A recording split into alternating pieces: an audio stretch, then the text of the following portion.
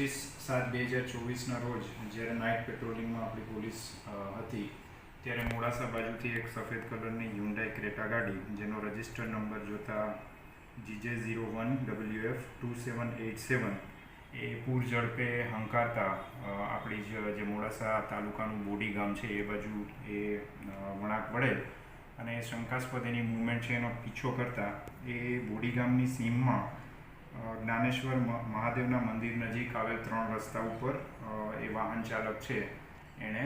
ગાડી પોતાની ઉતારી દીધી અને પોલીસે એનો પીછો કરતા એ જે વાહન ચાલક હતો એ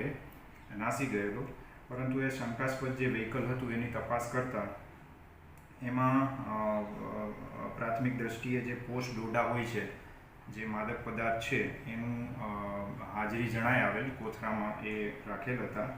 પછી પંચો રૂબરૂ આપણે એનું પંચનામું કર્યું અને વિગતવાર જે માહિતી મેળવી એ મુજબ ટોટલ